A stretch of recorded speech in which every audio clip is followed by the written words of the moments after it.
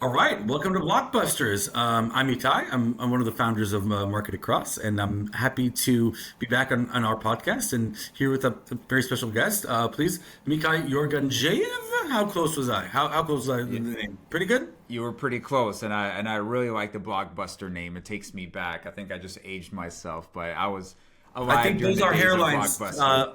tell our age. But And yes, a great. exactly. Mikhail's on the business development side at CertiK, one of the powerhouses of Web3 security in general, and also very happy to be working with CertiK also on the agency level. And yeah, we're here to have a conversation a bit about, I guess, Web 2 and Web 3 in a security world and how to kind of take it from here. So, if you can really briefly just introduce yourself and how did you get to this wacky space?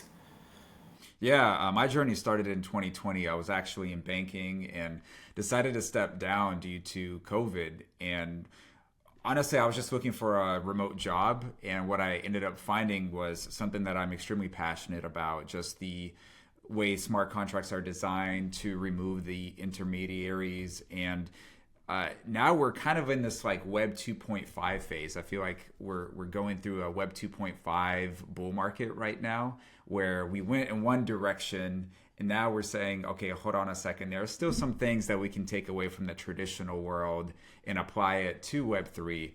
And with that, it exposes us to new vulnerabilities, or should I say, old school vulnerabilities that are very traditional in the cybersecurity world. But we're now getting those, getting exposed to those in Web 3. So I've been here for over 4 years, and I'm based in North American region, and yeah, great to be here. Perfect. So before we kind of deep dive a bit into that, let's talk, and I think you mentioned that a bit, about CertiK itself. So one of the, I think, OG players when it comes to cybersecurity and security in crypto, really kind of the claim to fame originally was around smart contract auditing, and everyone wanted to do an audit before they kind of launched their protocol or whatever. How has CertiK evolved, and how is also, I would say, the service in general involved? Because I think now it's a lot more ongoing things, a lot of different vulnerabilities, a lot of stuff around that, a lot of protocols. So how has CertiK evolved? And maybe I think it's a great, example of how the industry has evolved as well. Well, we definitely have to have a finger on the pulse. When you look at the technology and how the technology has evolved, it's evolved tremendously. And to your point, we started off as a smart contract auditor because at the time, that's what the industry needed. And you ask anybody on the street, or I should say anybody in Web3 on the street, they'll tell you that, yeah, CertiK, okay, if I need a token contract audit, yeah, I can get that done. There was a lot of those requests, right? It was what the industry demanded at the time. And so we started off as a smart contract auditor, and then that gradually expanded into, okay, how do we make sure that not only the smart contract level is secure, but also the chains, the wallets, how does an entire organization keep them secure? So fast forward to today, it's not only about protecting the smart contract layer. It's also about making sure that those traditional Web 2 security exploits and vulnerabilities are also secure, like your website, or on the back end, if you have certain APIs that are feeding that smart contract, making sure that that is secure, not to get too technical. And also internally as an organization, you've got 6, 10 people. How do you protect those individuals? Do they have the hygiene? Because the hackers, what they're doing is they're saying, okay, there's this big emphasis on smart contracts. So instead of going after the code, I'll go after the humans, because that's where a lot of the mistakes happen. And that's what we're seeing today.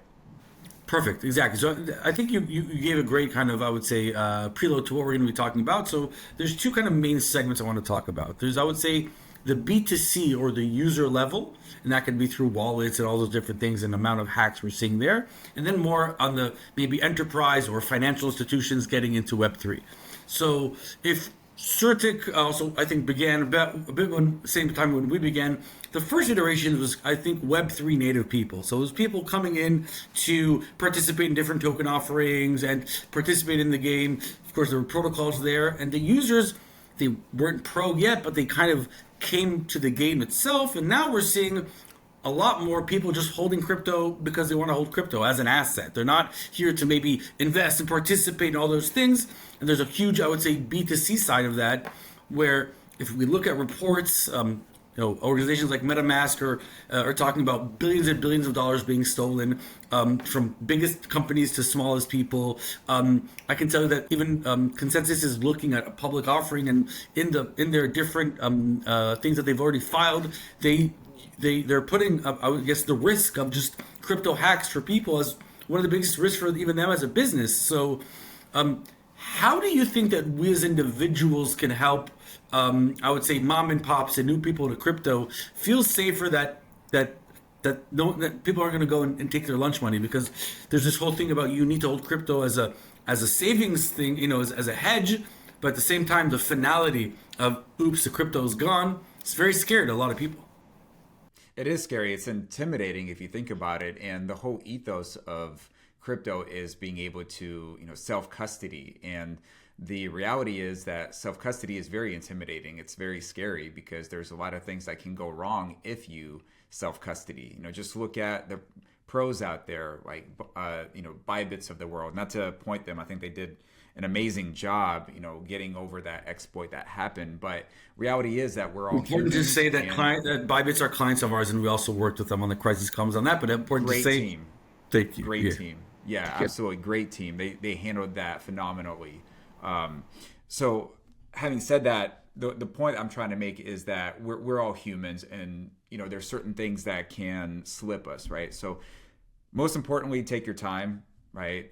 When you're signing off on transactions. But it's also a reason why when you look at a lot of the quote unquote Bitcoin maxis, a lot of them are saying, okay, I've held my Bitcoin in my self-custody wallet, and now I'm at a point where I'm ready to provide it to a custodian, like the iBits of the world. And, just in case if something happens to me or, security risk, I at least know that they have it, and, my partner, my family can get access to that. So there's a lot of reasons why people are choosing not to self-custody anymore.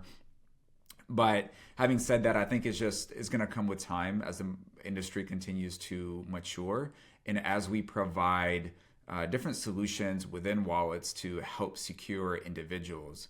For instance, one of the things that we have is our Skynet security score, and we work with certain wallets out there to provide that score and embed that score into the wallet, so that way the wallet can actually do a scan to make sure that the smart contract that you are interacting with is secure. And there's other amazing resources out there that exist as well, both on the wallet side and then also on the interface side in terms of like your extension that you're using, whether it be Chrome or anything else. So more and more tools are coming out. I think it's just going to take time to provide that reassurance to a new user.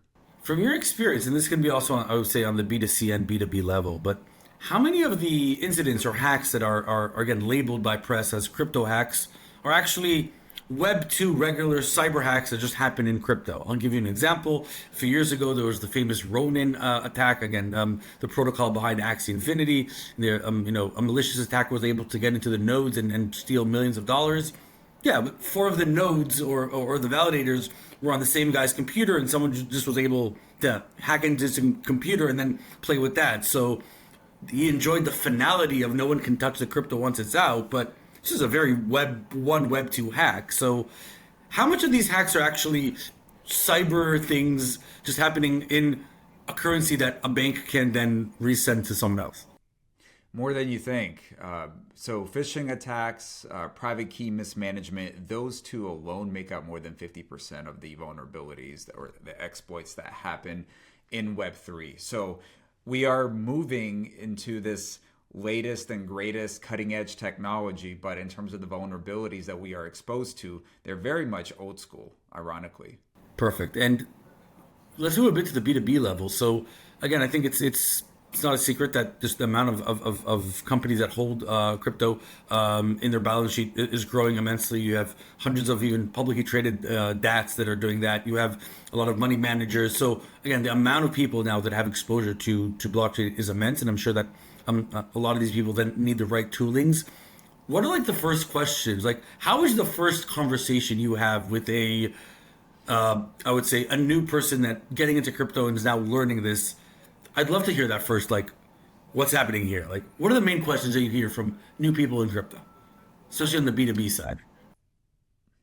Well, on the B2B side, I think that as you mentioned, like DATs, so proof of reserves is something that's very important because somebody can claim they hold X amount of crypto, of hyperliquid or Ethereum, but can you truly prove that? And so, And is it liquid? Is that token something I can actually sell at that point? Is there enough liquidity? Does it create a exactly. domino effect of 10 other things? Yeah. Right. So just, the world of auditing and, cybersecurity has evolved from just the smart contract layer, as we mentioned, to now we're talking about proof of reserves, and also on the stablecoin side, how, what is the proof of reserves on that? So there's so many different layers now that when you look at it, there's a lot of layers to peel back when it comes to Web3 cybersecurity. So somebody brand new, I think you mentioned, for somebody brand new coming into this space, if they're looking at something like DATs, the first question I would ask is, can you prove to me that you have what you say you have? So that would be the first question, right? So you may not necessarily have the same vulnerabilities like, say, a smart contract, but there are new vulnerabilities that are introduced because you claim to hold something that essentially could, increase exponentially, even more in value than the actual underlying currency. So there's some risk there, of course. Not to mention financial risk. Perfect. What do you think that we as the industry can do better, I think, to better improve or even regulate ourselves a bit? I'll give you an example. I think that a lot of funds, when you talk to them today, can pretty openly admit that I would say maybe the first round of crypto ICOs giving VCs 15 or 20% of their tokens on day one could have maybe, I would say, create an imbalance in, I would say, long-term perspective or whatever. So what do you think the industry can do better? I'll give you what I think can be done better to help, I would say, protect users, which is just reduce the amount of assets all the time. I think we keep creating more and more and more and more assets, more and more and more smart contracts, instead of, I would say, maybe injecting more value or more substance into the assets we already have. And people can build businesses that are built to make more Ethereum. And again, you can see a lot of businesses make great money just through fees or whatever. And I think that we as an industry, just because it's a great way of creating more capital, are creating too many assets. And that is creating a lot of security issues and also a lot of adoption issues. Yeah, I hear about different type of challenges that we have as an industry, whether you want to look at it from the lens of security or just industry as a whole. So I'll start with the security part. One of the things I would say is, teams that are trying to view cybersecurity as a marketing gimmick. That's something, the perception needs to change around that. You have, say, 6 smart contracts, your vault smart contract, your staking smart contract, your token smart contract, all these contracts within an application, and you want to audit one of those smart contracts and then say, hey, I got audited by so and so. And so you're trying to use the name, you're trying to use that as a marketing gimmick to say that we are secure, we got audited. And so as a newcomer, not understanding how smart contracts work or how the auditing space works, you may think, okay, CertiK, reputable brand, or another auditing firm, they're reputable, and they claim that they have been audited. There's all these marketing headlines. No knock on marketers, it's great, you need it. But when you have I'm the person that, to say that blockchain has been over PR'd and under marketed, of course. Yeah. yeah. So when you have that type of angle from a business perspective, I understand where the businesses are coming from, but it's not necessarily designed to protect the user, right? Because you're introducing it's more of a marketing gimmick rather than you're taking your security seriously. I would also think that people need to understand that cybersecurity is a constant It thing, not is. a one-time thing. So it's not that you come in and audit it today. This is an ongoing thing that needs to be audited all the Yeah. time. So I feel like that's something that people need. It's not something you do on the check, on your checklist and then move on. It's You're continuing. absolutely right, and there are certain, depending on the type of solution that you're using, an audit itself is just a snapshot in time, right? But there are solutions that CertiK provides that are more of a on-chain, ongoing monitoring basis, right? And depending on the needs of the client, the needs of the teams, those can be handled accordingly. But going back to your original question, I would say from a security perspective, that's something that we need to get right, and maybe that'll come with the market structure bill. As we get more regulatory framework, then I think there will be more of like this checklist, right, that teams need to abide by in order to be fully secure. And who knows? Maybe there will still be loopholes, but at least that will tighten that aspect. From a pure just industry perspective, I've recently talked to certain teams that are trying to democratize investment opportunities. So it's kind of like the old school ICOs, just a little bit more of like a regulatory framework involved. And a big reason for that is because what you mentioned about certain venture capitalists being able to hold a large share. And so when the token launches, a lot of times it ends up that's your all-time high, and then it's just kind of downhill from there. I don't claim to be an expert in tokenomics myself personally. We have a lot of amazing engineers on the team that are, but a lot of people think that that's something that needs to be fixed as well. So those are the two things that come to mind. Perfect. So if I'm now, I would say, a person or a money manager getting into the space, and I want to start offering different crypto, offerings to, I would say, my clients that could be, big or large. What are the, I would say, like main regulations and things that someone should look at? So I know Mika is very relevant for things to do with Europe, of course, and but do they also touch the security level? So are there certain standards that people have to meet on the security and cyber side to even offer things to individuals in different jurisdictions? We're not, at least not in the US, we're not quite there yet. But globally, you look at some of the other regulatory frameworks, like you mentioned Mika, you mentioned, you didn't mention this, but there's another one, the Abu Dhabi. So they are very much ahead of the game when it comes to regulatory framework. And I believe they do have a framework in place to protect the users. And teams have to go through certain regulatory testing in order to abide by those rules. They have to be compliant. And I'm sure there are other countries that are also ahead of the game. But as far as the United States, which is where a lot of people have their eyes on, we're not quite there where there's a certain list of demands that need to happen and transpire in order for you to pass, quote unquote, your security. That's the other thing. Security audits, they're not a pass or fail. They're more of, here's the current state of your security, right? Here's an evaluation. It could be really bad. It could be really good. That's based on the report, but it's not a pass or fail. Do you see that today? I would say businesses are looking for, I would say, more security and more control, and they're willing to, I would say, compromise a bit on what is the decentralization ethos. Because I always say, when industry started, everything was supposed to be decentralized, but there's also the fact that you want to know that it's a bit more safe. And I always say, like, I'm not sure that decentralization is a business goal. It could be a feature, but it does top security always compromise decentralization, or can they live together? That's a great question.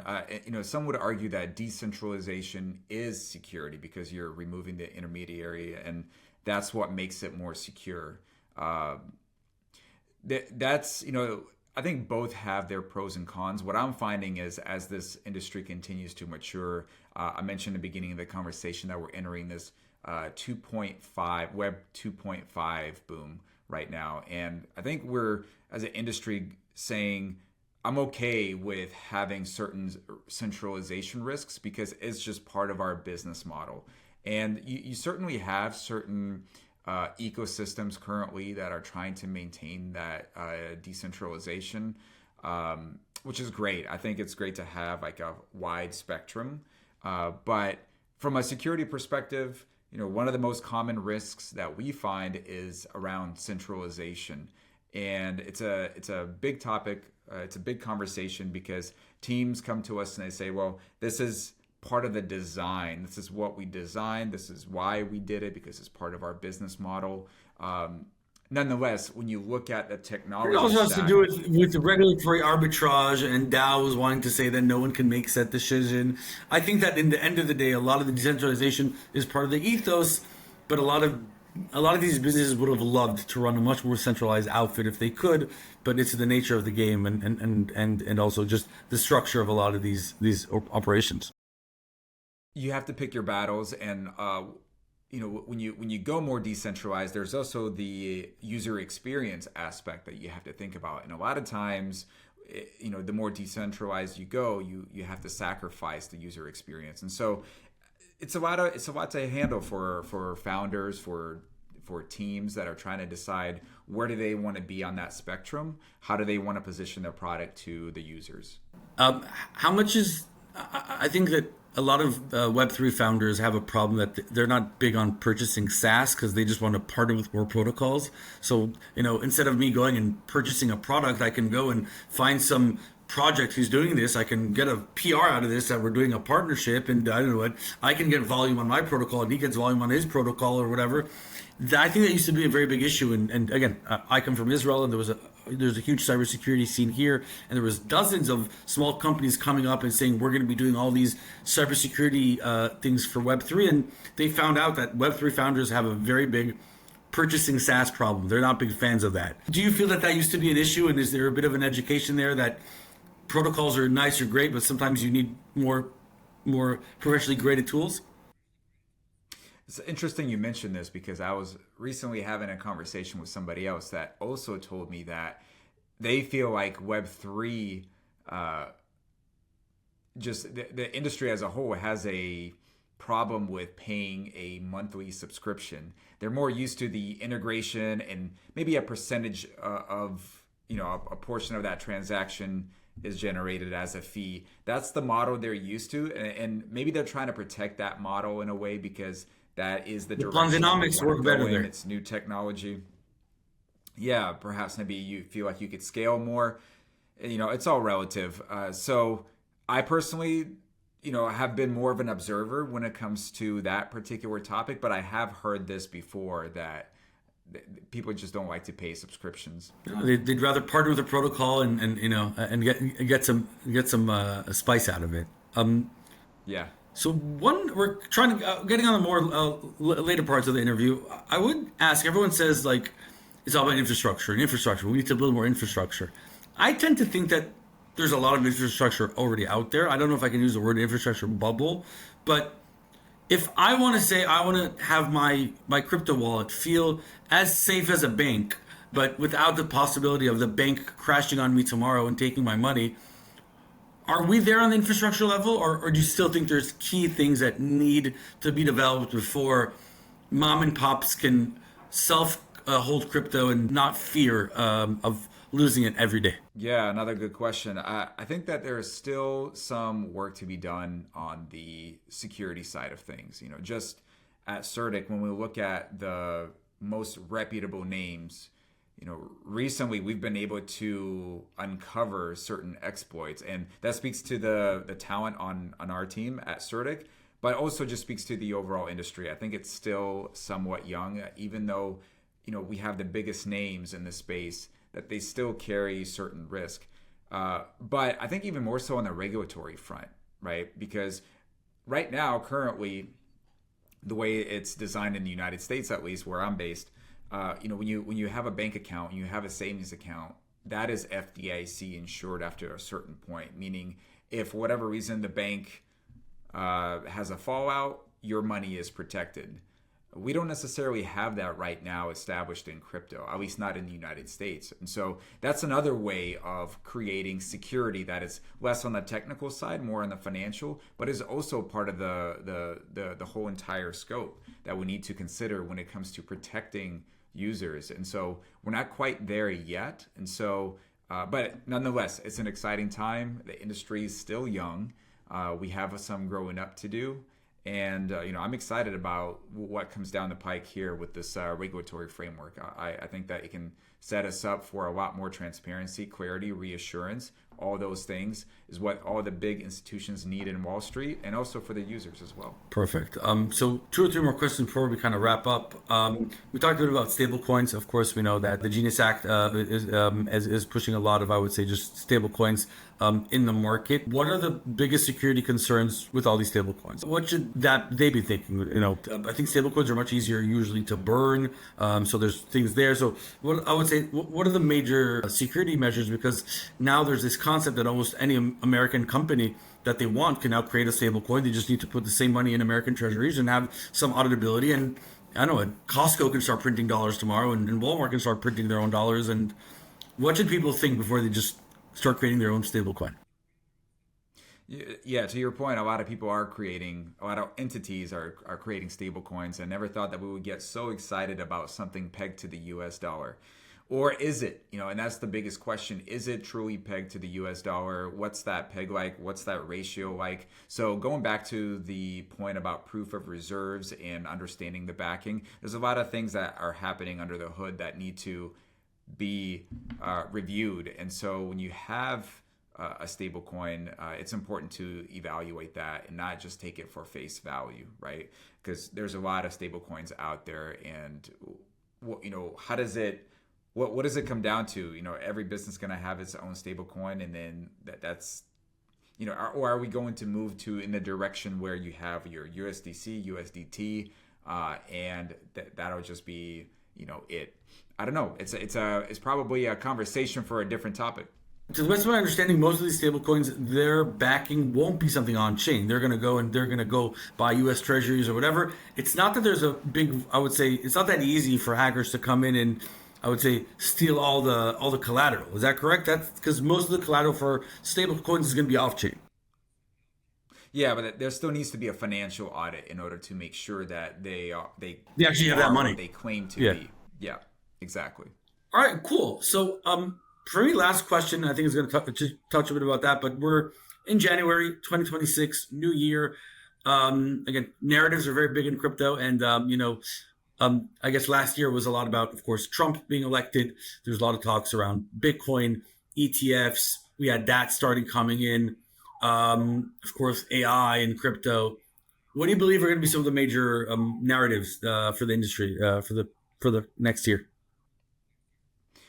Great questions, and I'll speak just personally, not on behalf of CertiK, but I would say that prediction markets is another area that is really starting to boom right now. And I think as we get more regulation, I think we'll get a lot more clarity on that. But I'm seeing it's almost having its own little bull run, because the type of products that are coming out, we might need to wait for the dust to settle, but there's a lot happening there. We're talking like leveraged prediction markets. Of course, you've got like Kalshi, Polymarket. A lot of folks are trying to replicate that, but now you've got Coinbase with their prediction market. You've got Robinhood with theirs. Everybody's coming out with a prediction market. It is kind of our iPhone moment, because for years and years, both of us have been going to conferences and seeing a lot of people say the same things, and saying, we're only going to win when people start using things that have blockchain, but the blockchain isn't on the homepage like it is with cloud computing. Most people that use Polymarket today, I'm not even sure they know it's on a blockchain. Some might say it doesn't even need to be on a blockchain. This is a different discussion. But yes, I actually agree with you. I think that this, love it or hate it, prediction markets is the first iPhone moment for Webster. Yeah, it's the first thing that came to my mind when you asked me, because personally, I'm boots on the ground. I'm talking to a lot of teams, and a lot of them are building within this space. And now you're having more oracles that are coming out that are being designed to cater to these prediction markets, labeling themselves as quote unquote tomorrow's data. So trying to take on something like Chainlink, which is a very tall order. We know how reputable they are in this space and how close they are to everyone folks in Capitol Hill. Absolutely. But with new products come new additional products that are catered to those products. So and that's kind of how the industry evolves. Yeah, because actually each one of these predictions, especially if they're done on a blockchain, is a pool waiting for someone to maybe attack it. And they can attack it through withdrawing funds, or they can attack it through giving the wrong command of did this happen or not. Yeah, it's actually, I think, very, very interesting. Actually, last question for me. So one of the biggest narratives, especially in the tech world, and actually I think Webster.org even consider the word of the year, is vibe coding. So everyone now is into vibe coding. I can just open my base 44 and I have apps in 10 minutes. Web3 companies are jumping on the bandwagon and kind of trying to give people the possibility to just vibe code their way into dApp building. I think it for sure democratizes a lot of things. But how many security issues does that kind of put? People, it's one thing to build a cute Calendly-like SaaS for myself and try to launch it, but people are launching financial apps in minutes on these protocols and platforms. How scary is that? Yeah, it's exciting and scary at the same time, right? Because from a development perspective, it's crazy how fast you can build something and just like get it off the ground. The scary part is, to your point, because you're relying on AI, how accurate is it? And so when you're dealing with something that is tried and true, it's been around for some time, you're probably not going to run the risk of a lot of vulnerabilities. But if you're building something that is newer, a new language, a new chain, then you start running into more issues because there's just not as much data out there that exists in order to make that very accurate. And so for that reason, people talk about cybersecurity eventually going away. Cybersecurity won't ever go away. It'll just evolve as the industry evolves. And so that's what I'm seeing as well. And on the cybersecurity side, there's tools now that are designed to also help quote unquote vibe coders, right? So you vibe code something. Well, now you have an AI assistant that can help and assist you with making sure that that is secure. And I'll preface by saying that both are not 100% accurate, but it's exciting to see where this industry is headed. Perfect. All right. I think we've taken enough of your time. Well, last thing is, if people that listen to this find you interesting, where can they contact you? Where should they follow? Yeah, absolutely. So first of all, check out CertiK.com. We have an excellent blog page there. We put out articles about our recent partnerships, about exploits. So it's very useful for anybody that is interested in the realm of Web3 cybersecurity. As for me, you can find me on X and you can find me on LinkedIn. I'll be sure to include the links so you can include them. But yeah, I'm Mikhail Yorgenjeev on LinkedIn, and on X, I believe I'm Mikhail Web3. I need to go back. I feel like I changed it a few times. Perfect. All right. Thank you very much. I'm Itai Elizur, and thank you for another episode of Blockbuster. And hope everyone has a great day and a great week. Thank you for having me on. Perfect.